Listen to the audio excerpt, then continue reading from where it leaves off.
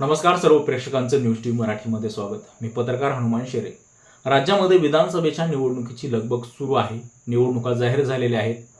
अनेकांनी अर्ज भरलेले आहेत. अनेकांच्या उमेदवाऱ्या जाहीर झालेल्या आहेत. काही पक्षांच्या उमेदवारांच्या याद्या जाहीर होणं बाकी आहे. काहींनी या ठिकाणी याद्या देखील जाहीर केलेल्या आहेत. आणि या सगळ्या गोष्टीकडं अगदी दिल्लीपासून गल्लीपर्यंत चर्चा सुरू आहेत. बैठकांना वेग आलेला आहे.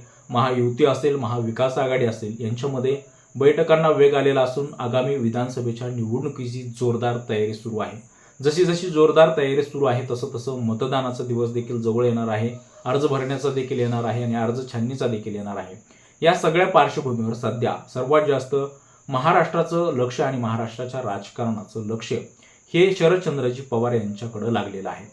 कारण मागच्या काही वर्षापूर्वी अजितदादा पवार यांनी शरदचंद्रजी पवार यांच्या राष्ट्रवादीमध्ये बंड केला आणि वेगळं त्या ठिकाणी त्यांचा पक्ष तयार केलेला आहे. शरदचंद्रजी पवार साहेब यांना बंड झाल्यानंतर महाराष्ट्रामधून सर्वात जास्त सहानुभूतीची लाट निर्माण झालेली आहे. त्यांच्या पाठोपाठ उद्धव ठाकरे यांना देखील महाराष्ट्रामधून सहानुभूती मिळते.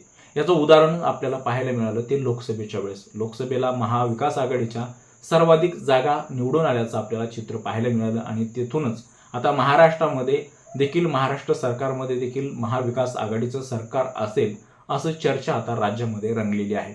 महाविकास आघाडी असेल किंवा मग महायुती असेल, सध्या यांच्यामध्ये जोरदार तयारी सुरू आहे. उमेदवार देखील जाहीर केले जात आहेत. याद्या देखील जाहीर केल्या जात आहेत.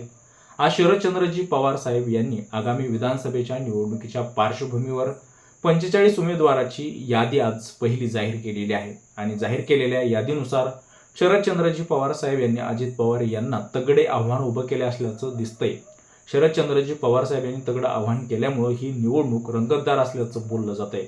शरदचंद्रजी पवार साहेब यांची बारामती अशी ओळखली जाते. पवारांची बारामती असं ओळखलं जात आहे. आणि बारामतीमध्ये काका विरुद्ध पुतण्या अशी लढत होणार असल्याचं देखील चित्र स्पष्ट झालेलं आहे. त्यानंतर अहेरी मतदारसंघामध्ये देखील बापा विरुद्ध लेक अशी त्या ठिकाणी लढत रंगणार आहे. आणि ही रंगतदार लढत सर्व महाराष्ट्रांना पाहायची आहे. सर्व महाराष्ट्रामध्ये चर्चेची आहे. त्यामुळं सर्व महाराष्ट्राचं लक्ष या घातलेल्या आगामी विधानसभेच्या निवडणुकाकडे लागलेलं आहे. आता उमेदवारांची यादी पहिली शरदचंद्रजी पवार साहेब यांनी घोषित केलेली आहे. ती यादी आपण जाणून घेणार आहोत. कोणत्या उमेदवाराला, कोणत्या मतदारसंघामध्ये कोणत्या उमेदवाराला त्या ठिकाणी उमेदवारी देण्यात आलेली आहे.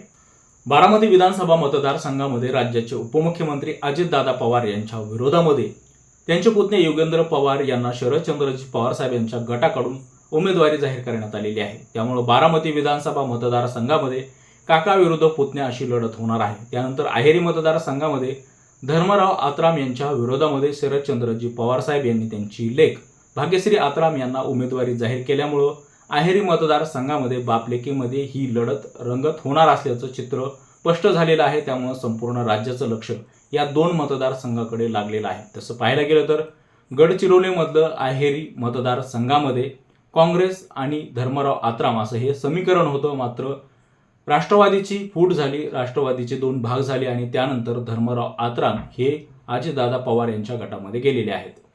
आणि त्यांची कन्या भाग्यश्री आत्राम यांनी शरदचंद्रजी पवार साहेब यांच्या गटामध्ये प्रवेश केला होता. सुरुवातीला अजितदादा पवार यांनी अहेरी मतदारसंघामध्ये धर्मराव आत्राम यांना उमेदवारी जाहीर केलेली आहे. आणि त्यानंतर आज शरदचंद्रजी पवार साहेब यांनी 45 उमेदवाराची यादी जाहीर केली. त्यामध्ये धर्मराव आत्राम यांच्या विरोधामध्ये त्यांच्याच कन्येला त्या ठिकाणी उमेदवारी दिलेली आहे. त्यामुळे अजितदादा पवार यांना अहेरी मतदारसंघामध्ये शरदचंद्रजी पवार साहेब यांनी मोठं आव्हान उभं केलं असल्याचं बोललं जात आहे. शरदचंद्रजी पवार साहेब यांनी आज 45 उमेदवारांची यादी जाहीर केलेली आहे. कोणत्या विधानसभा मतदारसंघामध्ये कोणाला उमेदवारी मिळालेली आहे आपण ते थोडक्यामध्ये जाणून घेण्याचा प्रयत्न करणार आहोत. जयवंत पाटील यांना इस्लामपूर विधानसभा मतदारसंघामधून उमेदवारी जाहीर करण्यात आलेली आहे. तर अनिल देशमुख यांना कटोलमधून आहे. राजेश टोपे यांना घनसावंगीमधून आहे. बाळासाहेब पाटील यांना कराड उत्तरमधून आहे. जितेंद्र आव्हाड यांना मुब्रा कळवा या ठिकाणी उमेदवारी जाहीर करण्यात आलेली आहे. शशिकांत शिंदे कोरेगावमधून आहे. जयप्रकाश दांडगावकर यांना वसमतमधून उमेदवारी जाहीर करण्यात आलेली आहे. तर गुलाबराव देवकर यांना जळगाव ग्रामीणमधून उमेदवारी जाहीर करण्यात आलेली आहे. हर्षवर्धन पाटील इंदापूरमधून आहे. तर प्राजक्त तनपुरे यांना राहुरी या ठिकाणी उमेदवारी जाहीर करण्यात आलेली आहे. अशोकराव पवार यांना शिरूरमधून देण्यात आलेली आहे. तर मानसिंगराव नाईक यांना शिराळा, सुनीलराव भोसार यांना विक्रमगडमधून, रोहित पवार यांना कर्जत जामखेडमधून उमेदवारी देण्यात आलेली आहे. विनायकराव पाटील आहेत. त्यांना अहमदपूरमधून ही उमेदवारी जाहीर करण्यात आलेली आहे. तर राजेंद्र शिंगणे आहेत, त्यांना शिंदखेड राजा या ठिकाणं उमेदवारी देण्यात आलेली आहे. सुधाकर भालेरावकर आहेत, त्यांना उदगीरमधून उमेदवारी देण्यात आलेली आहे. चंद्रकांत दानवे आहेत, त्यांना भोकरदनमधून आहे. तर प्रदीप नाईक आहेत, त्यांना किनवटमधून उमेदवारी जाहीर करण्यात आलेली आहे. तर त्यानंतर विजय भांबळे आहेत, त्यांना जिंतूरमधून. पृथ्वीराज साठे आहेत, त्यांना केजमधून उमेदवारी जाहीर करण्यात आलेली आहे. संदीप नाईक यांना बेलापूर या ठिकाणं उमेदवारी देण्यात आलेली आहे. तर बापूसाहेब पठारे यांना वडगाव शेरी या ठिकाणं उमेदवारी देण्यात आलेली आहे. दिलीप घोडपे जामनेरमधून उमेदवारी आहे, त्यांना. रोहिणी खडसे यांना मुक्ताईनगरमध्ये उमेदवारी देण्यात आलेली आहे. सम्राट डोंगरदेवे यांना मूर्तिजपुरा या ठिकाणं उमेदवारी देण्यात आलेली आहे.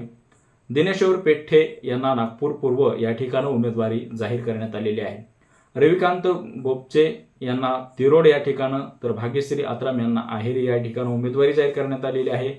तर रूपकुमार उर्फ बबलू चौधरी यांना बदनापूर या ठिकाणं उमेदवारी देण्यात आलेली आहे.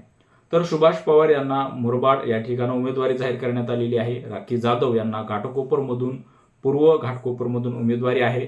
देवदत्त निकम यांना आवेगावमधून उमेदवारी आहे. तर विगेंद्र पवार यांना बारामतीमधून, संदीप वरपे यांना कोपरगावमधून उमेदवारी आहे. तर प्रताप ढाकणे यांना शेवगावमधून उमेदवारी आहे.